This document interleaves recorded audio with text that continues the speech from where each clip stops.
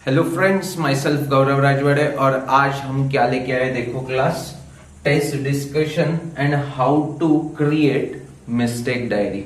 बहुत सारे बच्चों को क्यूरियोसिटी थी कि मिस्टेक डायरी बनानी कैसी है एंड ऑल। सो हम आज यूनिट्स एंड मेजरमेंट का 25 क्वेश्चंस का टेस्ट ले चुके हैं। Okay no, typical JEE pattern का वो क्वेश्चन पेपर था। ओके नो, उसमें 20 MCQs and 5 numerical value type वाले क्वेश्चंस थे। सो होपफुली मेरे बच्चों ने एंजॉय किया होगा। देखो, आज से एक्चुअली ना यूनिट्स एंड मेजरमेंट का चैप्टर हमारा कॉम्पिटिटिव पॉइंट ऑफ व्यू से स्टार्ट हो गया है। बहुत सारे बच्चों को ऐसा लग रहा है कि हमने पढ़ लिया। ऐसा नहीं है क्लास। देखो, इतना पढ़ने के बाद भी बहुत सारे क्वेश्चंस हमें क्लिक नहीं हो रहे थे, या हम कंफर्टेबल नहीं थे, या डेटा इंटरप्रिटेशन हो नहीं रहा था। यस और नो क्लास। अभी मैं डिस्कस कर लूंगा तो आपको थोड़ा थोड़ा और अलग अलग डायमेंशन समझ में आ जाएगा, क्वेश्चंस को कैसे डील करना है रिगार्डिंग दैट। ओके नो, सो हम स्टार्ट करते हैं फर्स्ट क्वेश्चन से। देखो, फर्स्ट क्वेश्चन क्या था, F is equal to V upon C। ln मतलब लॉग होता है। क्या क्या क्या, ln मतलब लॉग होता है। ln भी लिख सकते हैं, लॉग भी लिख सकते हैं। ln मीन्स नेचुरल लॉग होता है, मैथ्स में हम पढ़ लेंगे वो। सो यहाँ पे उन्होंने बहुत सारे स्टेटमेंट दिए हुए हैं, बट हमें एक चीज तो पता है ना क्लास, क्या कॉन्सेप्ट क्या है, साइन के अंदर कुछ भी हो, एक्सपोनेंशियल के अंदर कुछ भी हो, या ln या लॉग के अंदर कुछ भी हो, वो क्या होता है, डायमेंशनलेस होता है। वो क्या होता है, डायमेंशनलेस होता है। सो इस कॉन्सेप्ट को माइंड में फिट कर लो एंड ऑप्शंस को रीड करो तो आपको सेकंड ऑप्शन में क्या दिखाई दे रहा है, x denotes distance, the dimension of b are. अब देखो, उसमें x इंटू बी है ना, तो x इंटू बी डायमेंशनलेस चाहिए, तो x अगर डिस्टेंस होगा तो b क्या होगा, 1 अपॉन डिस्टेंस। 1 अपॉन डिस्टेंस मतलब हमारा ऑप्शन क्या आ जाएगा, आंसर नंबर 2। क्लियर है, एकदम सिंपल है। ओके, अब देखो क्लास, अभी देखो बहुत सारे न्यू व्यूअर्स होंगे तो उनको ये क्वेश्चंस नहीं पता हो, तो उसके लिए मैंने डिस्क्रिप्शन में ना गूगल फॉर्म जो अपना क्वेश्चन पेपर है उसकी लिंक भेज दी है। सो अगर आप नए व्यूअर हो तो पहले उस लिंक के ऊपर जाओ, डिस्क्रिप्शन में क्वेश्चंस को रीड करो, इनफैक्ट आप ट्राई करो and then only watch this video. Are you getting me class? Okay, second question क्या है, उन्होंने बड़ो सा कुछ तो एक्सप्रेशन दे दिया है, x1 plus x2। Left hand side में क्या है, x1 plus x2 and right hand side में क्या बता दिया है class, a1 a2 t square upon 2 times a1 plus a2। Finally हमें कौन सा करेक्ट स्टेटमेंट है वो देखना है। तो यहाँ पे देखो, ऐसे टाइप में ऑप्शंस पहले रीड कर लो, तो ऑप्शन में डायमेंशनली करेक्ट है क्या, ऐसे पूछा है। सो हम देखेंगे क्लास डायमेंशनली करेक्ट है क्या। सो left hand side x1 plus x2, distance plus distance मतलब लेफ्ट हैंड साइड का डायमेंशन तो ये आ गया l⁻1। किसी को कोई दिक्कत नहीं होगा। राइट हैंड साइड में एक्सीलरेशन का क्या होता है, metre per second square. Yes और नो, यूनिट फिर से मीटर पर सेकेंड स्क्वायर, और टाइम का स्क्वायर मतलब सेकेंड का square. 2 times acceleration plus acceleration मतलब देखो, एडिशन एंड सब्ट्रैक्शन में दोनों सेम क्वांटिटी की चीजें ऐड होती है एंड उसका एडिशन हुआ तो भी यूनिट सेम ही रहेगा ना। यस और no, 2 metre plus 2 metre, 4 metre ही बोलते, मीटर स्क्वायर नहीं बोलते। तो यहाँ पे देखो a1 plus a2 is acceleration का ही यूनिट होगा। तो इसमें बहुत सारी चीजें कैंसिल हो सकती है। फॉर एग्जाम्पल देखो, ये सेकेंड स्क्वायर और ये सेकेंड स्क्वायर कैंसिल हो गया, ये सेकेंड स्क्वायर और ये सेकेंड स्क्वायर कैंसिल हो गया। यस और नो क्लास। बाद में ये मीटर मीटर कैंसिल हो गया। यस और नो, तो सिर्फ बचा ये 1 मीटर मतलब L1 ही बचा। सो ये dimensionally left hand side and right hand side क्या है, मैच हो रहा है। सो इसीलिए हमने ऑप्शन क्या लिख दिया क्लास, क्वेश्चन 2 का ऑप्शन आ जाएगा, the relation is dimensionally correct.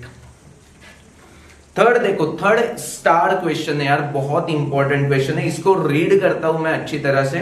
Student measures the time period of 100 oscillations of a simple pendulum 4 times. 4 बार उन्होंने रीडिंग लिया, मतलब A1 A2 A3 A4 ऐसे 4 रीडिंग्स मिलेंगे। वो कितना मिला है? 90 91 95 92 लिख दिया है मैंने।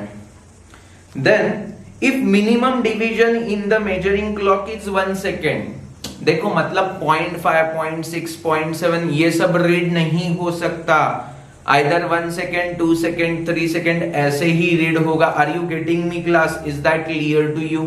अच्छी तरह से समझ में आ रहा है? ओके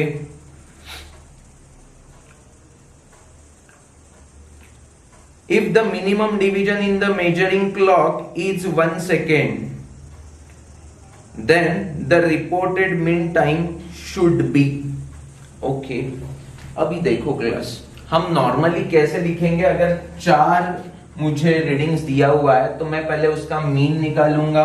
सो ये मुझे समझ में आ चुका है, बट इसको मुझे कुछ रेंज में बताना होगा ना, यहां से लेके यहां तक रीडिंग होगा, तो मीन का प्लस और माइनस कुछ तो फैक्टर होता है, that is what mean absolute error. तो यहां पे मीन एब्सोल्यूट एरर निकालने के लिए पहले एब्सोल्यूट एरर हमने निकाल दिया क्लास।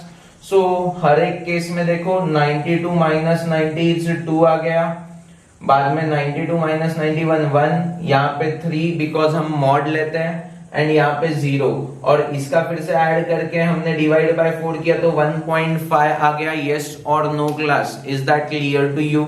अच्छी तरह से समझा? ओके अब 1.5 आ चुका है, तो एक्चुअली हमारा आंसर रीडिंग ऐसा होना चाहिए था 92 प्लस और minus 1.5। Are you getting me? But ये 0.5 हम मेजर नहीं कर सकते ना, बिकॉज कंडीशन क्या है? Minimum division in measuring clock is 1 second. तो ये 0.5 कैसे करेंगे? तो उसको हमें राउंड ऑफ करना होगा, and according to round off का रूल है, तो 1.5 को हम कैसे लिखेंगे? 2। सो इसीलिए आंसर क्या आ जाएगा? 92 प्लस और माइनस 2। देखो अभी ये तो क्वेश्चन बहुत ही अच्छा कुछ लेवल है इसकी यार, क्योंकि इसमें राउंड ऑफ भी आ गया, मीन निकालना भी आ गया, एब्सोल्यूट एरर निकालना भी आ गया, मीन एब्सोल्यूट भी आ गया। Are you getting me class? तो ऐसे टाइप के क्वेश्चंस ना कॉम्पिटिटिव के लिए बने हुए हैं क्लास, और ये स्पेशली जेई की तरफ झुकेगा, नीट में नहीं आएगा। बट नहीं आएगा मीन्स आ भी सकता है, but what I am saying कि कंपैरिजन करना होगा तो जेई के पॉइंट ऑफ व्यू से बहुत ज्यादा इंपॉर्टेंट हो जाएगा, एंड नीट के पॉइंट ऑफ व्यू से भी इंपॉर्टेंट है। हाँ क्लास आएगा नहीं ऐसा कमेंट थोड़ा सा रॉन्ग है, बट इसमें थोड़ा सा कैलकुलेशन बढ़ गया ना, इसीलिए मैंने जेई की तरफ थोड़ा सा ज्यादा इंटेंट बोल दिया। बिकॉज नीट में क्या होता है, 1 मिनट में 1 क्वेश्चन को सॉल्व करना है। Is that clear to you?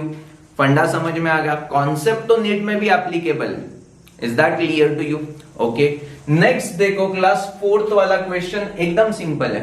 उन्होंने ये क्या मास बोला है, then this is what charge बोला है, स्पीड ऑफ लाइट बोला है, एप्सिलॉन 0 मालूम है ना, permeability, then h is a Planck's constant, and हमें पूछा है कि इस चीज का क्या आ जाएगा डायमेंशंस, तो वैल्यू उठा के रख दो ना, तो क्या मिलने वाला है? m1 e⁴ मतलब क्या? a⁴ t⁴ हो गया, न्यूमरेटर तो आ चुका है क्लास। एप्सिलॉन 0 का स्क्वायर मतलब क्या आने वाला है क्लास? m⁻⁻1 का square means -2 l⁻⁻6 t⁸ a⁴, then h का क्यूब मतलब m⁻1 है उसका क्यूब करेंगे तो m⁻3 l⁻6 t⁻−3, and last में क्या है? c का क्या है? l1 t⁻−1। Is that clear to you? अब हमें देखो ना यार, कैंसिल करके आंसर क्या आता है वो देखना है। पहले तो a और ये कैंसिल हो गया, ये तो पक्का है। बाद में अब l का देख लेते हैं, ऊपर l तो है नहीं, नीचे क्या है? -6 + 6 गेट कैंसिल, तो बचेगा सिर्फ l1। यस और नो क्लास? तो इन सबको हमने जो मैंने स्ट्राइक कर लिया तो उसको कंसीडर कर लिया है, ओके नो? बाद में m के लिए देखेंगे क्लास, यहाँ पे -2 है, यहाँ पे +3 है, मतलब +1 हो गया, और यहाँ पे भी +1 है, तो ये सब कुछ कैंसिल हो जाएगा। Are you getting me? तो m 0 आने वाला है क्लास। एंड t के बारे में देखेंगे क्लास, t⁸8 है, यहाँ पे t⁻⁻4 है, तो ये +4, एंड यहाँ पे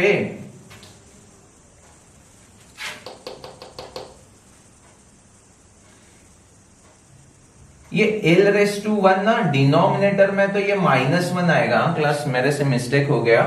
देन m 0 आ गया, एंड t⁸8 देखो ना, ये तो -4, तो यहाँ पे +4 बचेगा, वो इसके साथ कैंसिल हो जाएगा, तो t भी 0 आ जाएगा। Are you getting me? So हमारा इसका डायमेंशन आ जाएगा 1/लेंथ, that is what l⁻1 m⁻0 and t⁻0। तो ऐसा कोई ऑप्शन है क्या? देख लो class. Yes, option number 4 is the correct answer. मेरे ख्याल से तो ये मेरे बच्चों को डिफिकल्ट लगा होगा, बट हमने जो भी कॉम्पिटिटिव के लिए चार्ट बनाया उसमें ये सब कुछ इंक्लूड कर दिया था ना, यस और नो। बस उन्हें मिक्स करके आंसर लाना है, दैट्स इट, सिंपल है class. Next, delta K is equal to कुछ तो हमें एक्सप्रेशन दिया है, एंड उन्होंने पूछा है द क्वांटिटी के विल हैव डायमेंशनल फॉर्मूला। ये जो स्मॉल के है ना, इसका डायमेंशनल फॉर्मूला क्या होगा? अभी देखो, ये डेल्टा के मतलब क्या है? Change in energy. एनर्जी का बेसिकली डायमेंशन या फॉर्मूला क्या होता है? Half mv²। अब ये mass into mass and upon mass है, तो एक एक मास कैंसिल हो जाएगा। मास इनटू मास मतलब केजी का स्क्वायर, और अपॉन केजी तो एक एक केजी कैंसिल होगा, तो ये पूरा सर्कल रिप्रेजेंट मास को करेगा। Velocity minus velocity is nothing but velocity only, तो वेलोसिटी का स्क्वायर यहाँ पे मिलेगा। And we know that delta K is also mass into velocity का स्क्वायर, तो ये mass mass cancel, velocity velocity का स्क्वायर कैंसिल, तो बचा हुआ डेफिनेटली कांस्टेंट होना चाहिए। देयरफॉर के का डायमेंशन लेस होना चाहिए। Are you getting me class? देखो कैसे फंडे लगा रहे हम, आपको ना डराने के लिए बड़ो बड़ो क्वेश्चन दिख रहा है वो, बट एक्चुअल उसके डिटेल आप अच्छी तरह से रीड करोगे ना, तो उसमें एकदम फालतूगिरी वाली कॉन्सेप्ट थी। हाफ mv² पता होना चाहिए, ये मास देगा, ये वेलोसिटी देगा, ये पता होना चाहिए, तो वो तो कैंसिल हो जाएगा। तो ये बचा हुआ टर्म क्या है? कांस्टेंट, एंड कांस्टेंट का क्या होगा?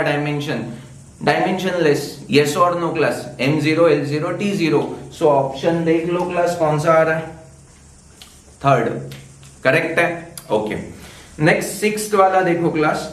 While measuring the acceleration due to gravity by a simple pendulum, a student makes a positive error of 1%। Percentage error दिया है, तो इसको देखो मैंने कैसे लिखा है, percentage error delta L upon L is equal to +1%। वैसे ही उन्होंने डेल्टा टी अपॉन टी भी दिया है, that is what negative percentage error. So हमें क्या दिया है? -3%। यहां तक ठीक है।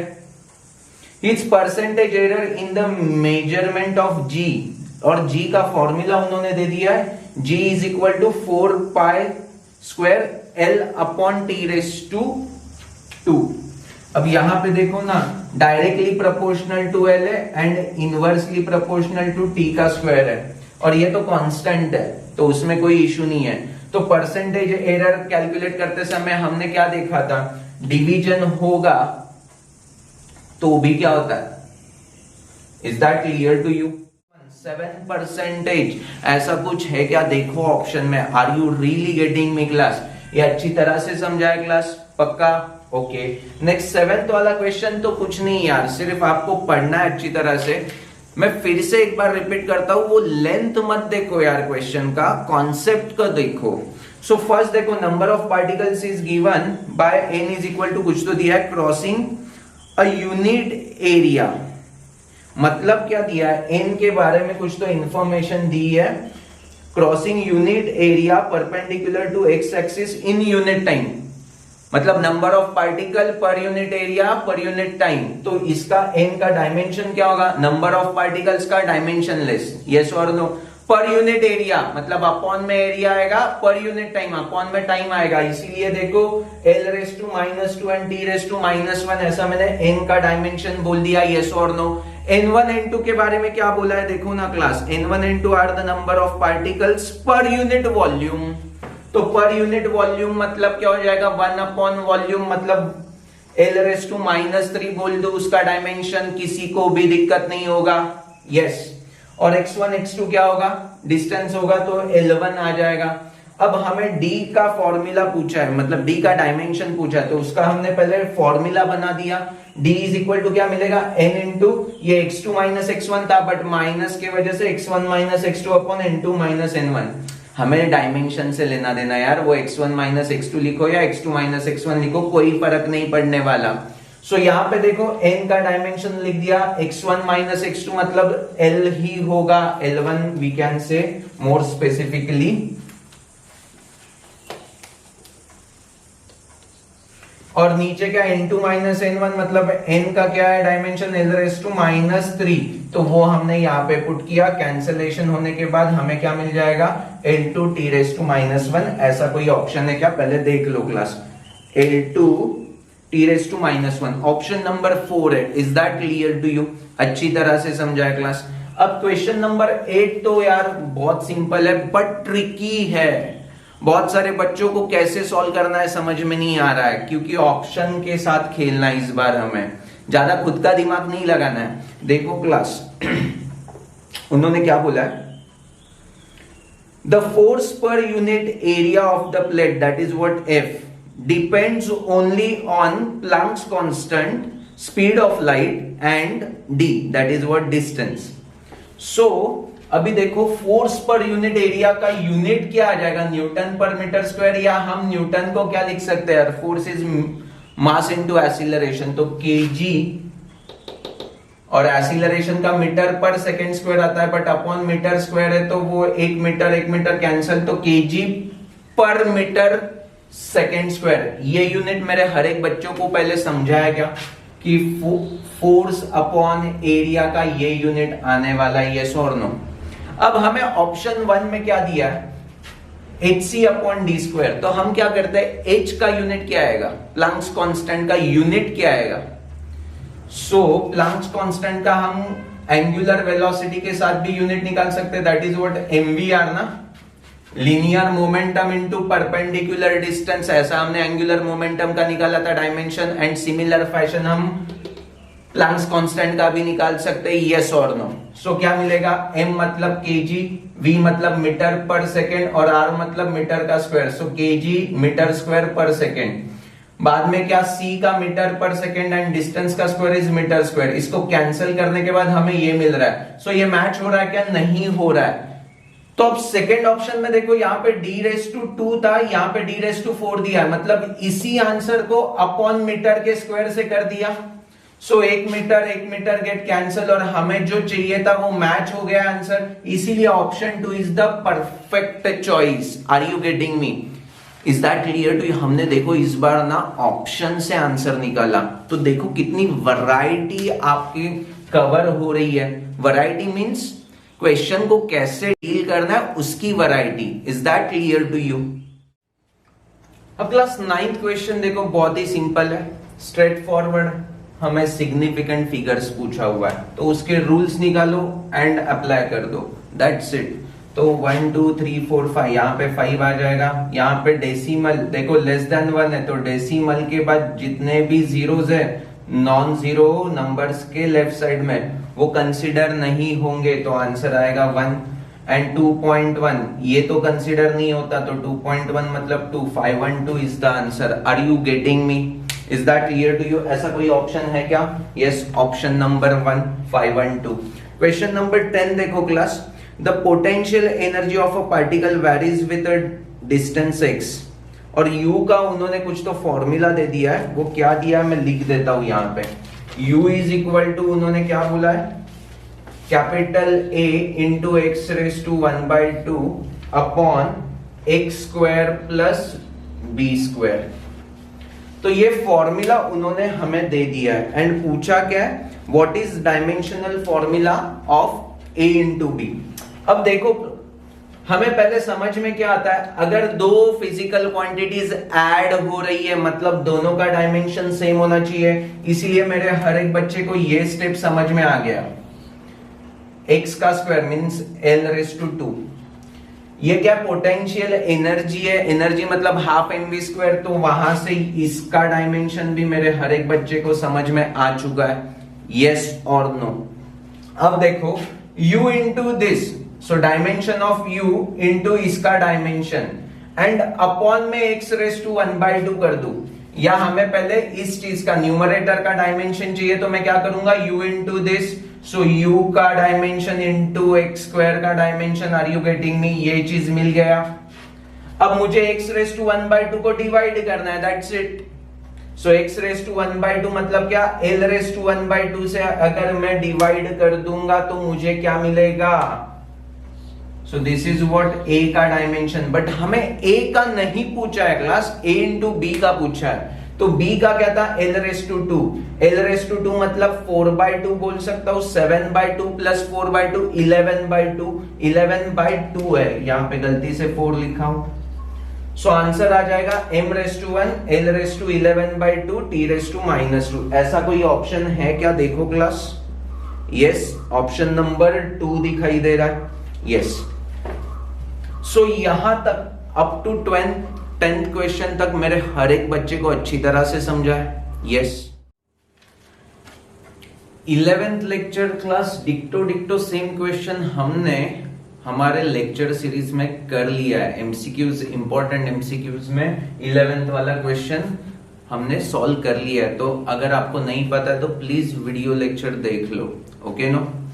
नेक्स्ट 12th वाला क्या है, देखो class, force, acceleration and time are taken as fundamental quantities, dimension of length चाहिए।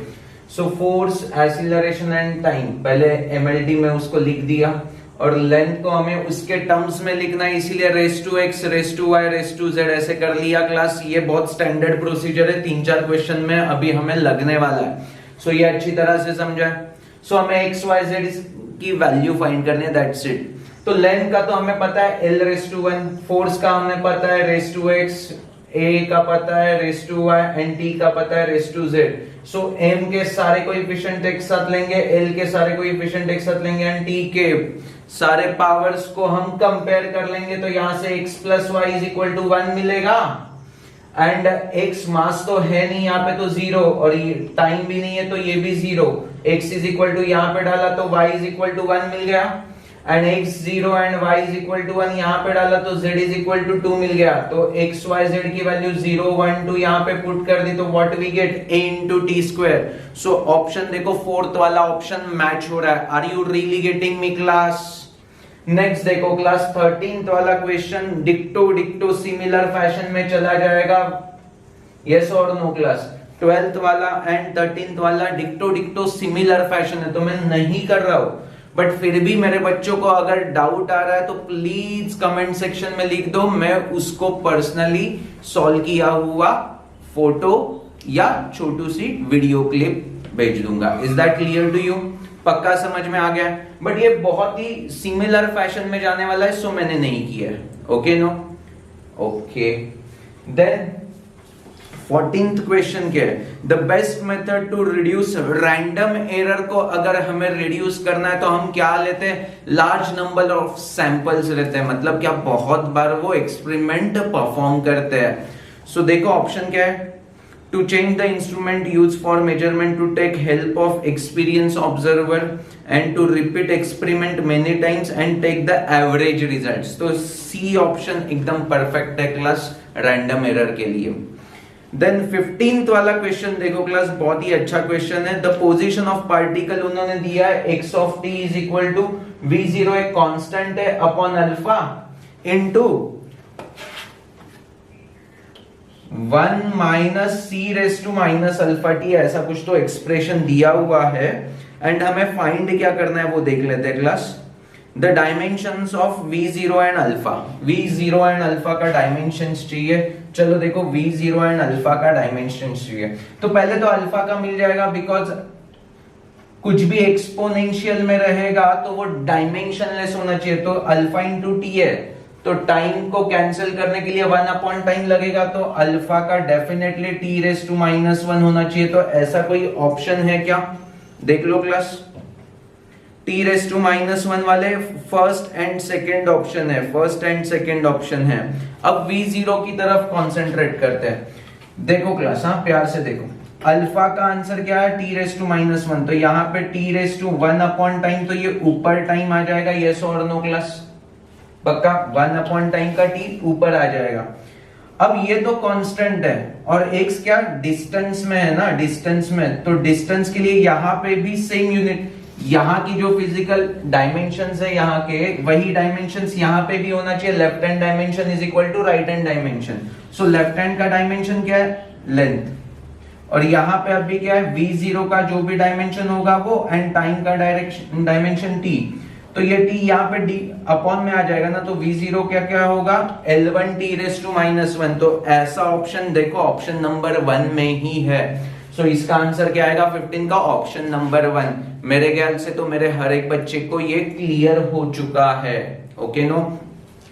16th वाला देखो क्लास, 16th वाला ये हमारे अभी स्कोप के बाहर है, हमारा सिलेबस अभी इतना कवर नहीं हो गया है कि बाबा ये सब चीजें हम सॉल्व कर सकते हैं, ओके नो।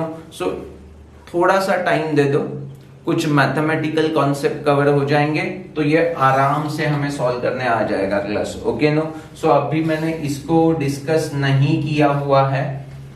17th वाला देखो class, f is equal to a sin c t plus b cos dx, क्या f इज इक्वल टू क्या दिया है, a sin c t, तो ये c इंटू t है, तो c का डायमेंशन 1 अपॉन टाइम होगा, मतलब t⁻⁻1 ही होना चाहिए, whereas d का डायमेंशन l⁻⁻1 ही होना चाहिए, यस और नो क्लास, अरे पक्का बोलो।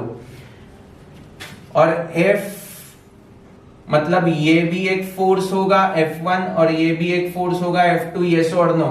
एंड ये साइन वाले क्या होते हैं, साइन एंड कॉस क्या होता है, डायमेंशन लेस होता है। सो फोर्स को हमें दो पार्ट में ऐड करना है, तो ये भी फोर्स ही होना चाहिए, ये भी फोर्स होना चाहिए, मतलब A एंड B के डायमेंशंस 200% फोर्स के जो डायमेंशंस होंगे वही A एंड B के होंगे, एंड A अपॉन B मतलब same dimension upon same dimension, ये तो डायमेंशन लेस हो जाएगा, क्योंकि तो A upon B dimension less वाला कोई ऑप्शन है क्या, यस फर्स्ट वाला ऑप्शन एंड थर्ड वाला ऑप्शन, तो उनमें से ही कुछ तो आंसर होगा। अब C अपॉन D के लिए हमें क्या करना है, C क्या है t⁻⁻1 अपॉन D क्या है बच्चा l⁻⁻1, तो ऊपर गया तो l⁻1 t⁻⁻1 l⁻1 t, option number C देखो परफेक्ट मैच हो रहा है। कुछ सॉल्व नहीं किया, बस ऑब्जर्व किया, थोड़ा लॉजिकल सोचा एंड आंसर दे दिया क्लास, दैट्स इट। हमें यही तो डेवलप करना है, कौन वो सॉल्व करते बैठेगा 10 बार। Are you getting me class, is that clear to you. Then 18th वाला देखो यार, डिक्टो सेम क्वेश्चन ऐसे हो चुके हैं ना, क्वेश्चन नंबर 4 देख लो यार, सिमिलर फैशन में चला जाएगा, हर एक चीज का हमें डायमेंशंस पता है, तो वैल्यू पुट कर दो and you get your answer. ये कांस्टेंट है तो इसका कोई डायमेंशन नहीं होगा, are you getting me class. बाकी सारी चीजें हमने क्वेश्चन नंबर 4 में देख ली थी, is that clear to you. Then question number 19 देखो ना यार, स्क्रू गेज वाला क्वेश्चन है एंड डिक्टो सेम क्वेश्चन हमने ऑलरेडी कर लिया है, बिकॉज ये प्रीवियस जेई में आ चुका है ये क्वेश्चन, यस और नो। सो लास्ट लेक्चर में स्क्रू गेज का जो लास्ट लेक्चर था, लेक्चर नंबर 10, उसमें ये क्वेश्चन हमने डिस्कस कर लिया है क्लास। सो अगर किसी को फिर से देखना है तो वहां पे चले जाओ एंड पहले देख लो, are you getting me class, lecture number 10 screw gauge वाला। देन 20th क्वेश्चन क्या है देखो ना, रिफ्रैक्टिव इंडेक्स के बारे में बोला है a plus b upon lambda. पहले रिफ्रैक्टिव इंडेक्स डायमेंशन लेस होता है, ये पता है क्या आपको, यस और नो क्लास। नहीं पता है तो पहले वो कॉम्पिटिटिव का चार्ट देख लो, उसमें refractive index dimensionless quantity बोल के हमने ले लिया है, are you getting me class, okay. तो a भी डायमेंशन लेस ही होगा, बट हमें ये तो पूछा ही नहीं है, हमें तो पूछा है बी के बारे में। सो बी लैम्डा मतलब क्या है, यहाँ पे कुछ दिया है क्या, लैम्डा मतलब क्या है, वेवलेंथ, तो लैम्डा का स्क्वायर मतलब क्या हो जाएगा, तो लैम्डा स्क्वायर का डायमेंशन हो जाएगा लेंथ का square, that is what L2। अब B क्या होगा, इक्विवेलेंट डायमेंशन किस चीज का होगा, तो L2 किस चीज का डायमेंशन होता है, डेफिनेटली एरिया का होता है ना, लेंथ इनटू ब्रेड्थ, तो L2 ही आता है ना एरिया का, यस और नो। यूनिट्स एंड डायमेंशन का नॉर्मल अपना स्टेट बोर्ड वाला लेक्चर, उसमें ये सब चार्ट में हमने कवर कर लिया है कि एरिया का डायमेंशन क्या आता है, L2, तो डेफिनेटली B इक्विवेलेंट टू क्या हो जाएगा, area, option number 4। Is that clear to you. अब इसके बाद हम न्यूमेरिकल वैल्यू वाले क्वेश्चंस करेंगे, काफी अच्छे, सिंपल भी है। फर्स्ट वाला देखो, कुछ तो यंग्स मॉड्यूलस का उन्होंने फॉर्मूला दे दिया है जो हमें पता नहीं है एट दिस मोमेंट, और उन्होंने क्या पूछ लिया है class, what is the conversion factor to change it from CGS to MKS. अब देखो पहले force upon area, length upon length, ये तो कैंसिल होने वाला है डायमेंशन वाइज, तो फोर्स अपॉन एरिया का आंसर क्या आएगा देख लेते हैं क्लास। फोर्स अपॉन एरिया मतलब क्या आने वाला है, फोर्स अपॉन एरिया, फोर्स क्या होता है, मास इनटू एक्सीलरेशन, तो मास क्या होगा ग्राम में, एक्सीलरेशन होगा metre per centimetre per second square, okay no, and upon area centimetre का स्क्वायर कर लेंगे तो एक सेंटीमीटर कैंसिल, और हमें क्या मिलेगा, ग्राम upon centimetre into second square. Clear है। अब उसको हमें KG upon metre per second square में कन्वर्ट करना है, तो ग्राम को केजी में कन्वर्ट करना है तो अपॉन 1000 करना पड़ेगा, एंड सेंटीमीटर को मीटर में तो अपॉन 100, बट यहाँ डिनोमिनेटर में अपॉन 100 मतलब वो न्यूमरेटर में चला जाएगा, इसलिए 100 upon 1000, answer is 0.1। Are you getting me class. देखो कितना सिंपल है। सेकेंड क्वेश्चन क्या है देखो ना class, dimensional formula for physical quantity x is m raise to -1 l raise to 3, m raise to -1 इसलिए डिनोमिनेटर में आ गया, l raise to 3 and t raise to -2 है तो डिनोमिनेटर में आ गया, और m l t में एरर बता दिया 2%, 3%, 4%, सो 2%, 3%, 4%, अगर ये रेशियो में है तो क्या होता है, वो ऐड ही होता है, पता है ना हमें, मल्टीप्लिकेशन हो या डिवीजन हो, परसेंटेज एरर या फ्रैक्शनल एरर क्या होता है, ऐड होता है, तो 3 times 3% plus 1 times 2% plus 2 times 4%, answer is 19%। अब यहाँ पे न्यूमेरिकल वैल्यू टाइप है तो वहां पे परसेंट नहीं लिखना है, हमें सिर्फ न्यूमेरिकल वैल्यू लिखनी है। Are you getting me. Similarly यहाँ पे 0.1 लिखना है, हमें यूनिट्स मिनट्स नहीं लिखना है class. Are you really getting me class, पक्का समझ में आ गया, ओके। और वैसे भी ये कन्वर्जन फैक्टर है, कोई यूनिट लिख रहा है ना इसका तो वो पागल है, इसका कोई यूनिट नहीं आने वाला। Is that clear to you. इस चीज का ठीक है परसेंटेज लिख सकते हैं बट लिखना नहीं है, because it's a numerical value type, numerical values ही लिखने हैं। देन 23rd क्या है देखो class, if acceleration due to gravity is 10 metre per second square and the units of length and time are change in kilometre and hour respectively. तो यहां पे देखो यार 10 metre per second is equal to x times kilometre per hour का square, ऐसे हम देख लेते हैं, एंड x की वैल्यू क्या आएगी, दैट इज व्हाट क्वेश्चन, मतलब इतना बड़ा जो क्वेश्चन है उसको हमने सिर्फ स्टेटमेंट में ऐसे लिख लिया, दैट्स इट। अब x इज इक्वल टू क्या हो जाएगा 10 इंटू ये मीटर और ये अपॉन किलोमीटर, बट किलोमीटर का मीटर में क्या होता है 1000 into metre, metre metre get cancel, और यहाँ पे क्या हो जाएगा अपॉन सेकेंड स्क्वायर है ना ये, बरोबर है, और ये आवर का स्क्वायर यहाँ पे चला जाएगा, तो आवर को सेकेंड में कैसे कन्वर्ट करते हैं 3600 सेकेंड होल का स्क्वायर, तो ये सेकेंड सेकेंड कैंसिल हो गया, मतलब क्या मिला देखो 10 और ये एक जीरो गया, तो 100 मींस 10 का स्क्वायर है, तो 3600 अपॉन 10 होल का स्क्वायर, सो 360 का स्क्वायर जो भी आएगा that is what our answer. Is that clear to you. फिर से ये कन्वर्जन फैक्टर है तो यहाँ पे कोई यूनिट नहीं आता, ओके नो।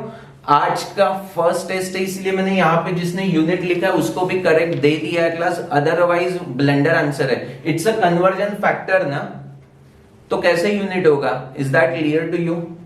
देन 24th वाला देखो यार, एकदम सिमिलर है 12th एंड 13th वाला क्वेश्चन। देखो ऐसे ही टाइप से ये 24th वाला क्वेश्चन हमें करना है, सिर्फ लास्ट में उन्होंने थोड़ा सा क्वेश्चन चेंज कर लिया है, ये जो पावर्स मिलेंगी ना उसकी एडिशन पूछ लिया है एंड ऑल दोस थिंग। तो उतना थोड़ा प्यार से पढ़ लो and you get your answer. अगर नहीं आता है तो प्लीज कमेंट कर लो, मैं बता दूंगा। लास्ट में 25th वाला देखो यार, mass of body is 20.000 gram and volume is 10.00 centimeter cube. If measured values are expressed to correct significant figures, find the maximum error in the value of density. अभी यहां से हमें थोड़ा थोड़ा समझ में आना चाहिए। 20.000 दे दिया है, मतलब क्या maximum error in the mass क्या होगा 0.001। ओके नो, लीस्ट काउंट यही है ना, तो यही मैक्सिमम एरर हो सकता है। Are you getting me class? Is that clear to you? वैसे ही वॉल्यूम में क्या होगा, यहां पे देखो पॉइंट के बाद 2 डिजिट से तो 0.01 centimetre cube. Are you really getting me class? अब हमें क्या पूछा है, density is mass upon volume, तो change in density upon density fractional ले लिया, यस और no, is nothing but division होता है तभी वो ऐड ही होता है, यस और नो क्लास। तो हमने ऐड कर दिया, यहां से एडिशन करने के बाद हमें क्या मिल गया 1.05 into 10⁻³ but this is what delta we upon delta rho upon rho है ना। तो रो की वैल्यू हमें पहले कैलकुलेट कैसे कर लेंगे, मास अपॉन वॉल्यूम 20/10, तो रो की वैल्यू क्या आ जाएगी 2। सो 2 into 1.05, 2 into इसकी वैल्यू क्या आ गई थी 1.05 into 10⁻³ तो एक्चुअल आंसर आ रहा है 2.1 into 10⁻³, बट उसको रिप्रेजेंट कैसे होगा 0.0021। बट हमें पता है ना सिग्निफिकेंट फिगर्स मैक्सिमम क्या है 3 तक जा रहा है, तो यहां पे भी हमें 3 तक ही जाना है, इसीलिए आंसर 0.002, अदरवाइज आंसर 0.0021 होता था। Is that clear to you? तो उन्होंने स्पेसिफिकली बोला है with respect to significant figures answer लिखो, इसीलिए ये आंसर आ गया। अब इसके बाद ना मिस्टेक डायरी मतलब क्या होता है देख लो बस। अब इनमें से बहुत सारे क्वेश्चंस आपको अभी लगा होगा कि यार ये बहुत सिंपल है, मुझे क्लिक क्यों नहीं हुआ। तो वही मिस्टेक डायरी में हमें लिखना है कि हमें क्या क्लिक नहीं हुआ।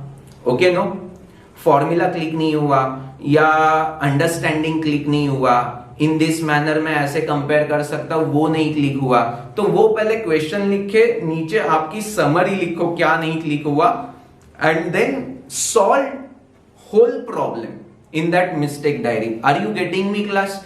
मैंने क्या बताया वो समझा?